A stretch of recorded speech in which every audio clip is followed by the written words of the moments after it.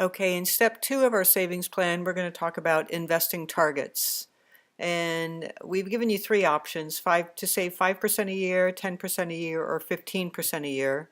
This chart represents 10 years of savings, and it gives you kind of a visual interpretation of what that means and how money compounds over time. And just to give you those examples from before, if you had saved 5% in your 20s, by the time you were in your 60s, you could potentially have $439,000 for your retirement. At 10%, you'd almost double that to $879,000. But if you're able to save 15% in your 20s through your 60s, you could have a $1.1 million retirement portfolio.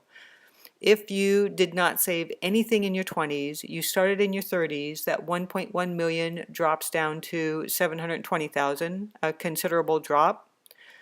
Similarly, in your 40s, you've saved nothing in your 20s and 30s.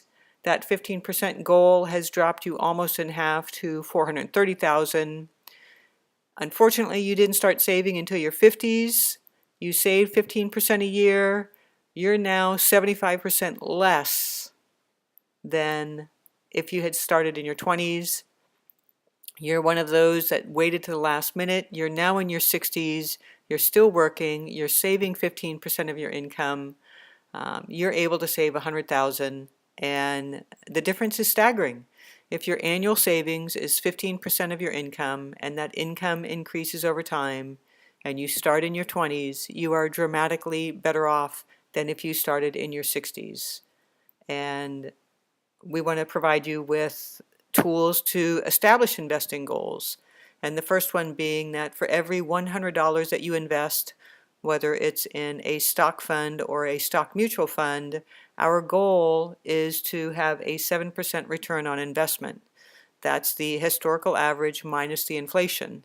And this gives you a sense of, in your first year, if that $100 can grow to 107, that's hitting our goal. If at the end of the 5th year that $100, every $100 grows to 140, you're hitting your goal. Those are investment targets that are reasonable, historically average, and will help you meet your retirement needs. But just keep in mind that the markets don't move in straight lines. Sometimes they go up, sometimes they go down. The red line going across shows that 7% per year, and the blue is actually showing 2 years worth of an index, a mutual fund index, and how it moves up and down across your different investment targets.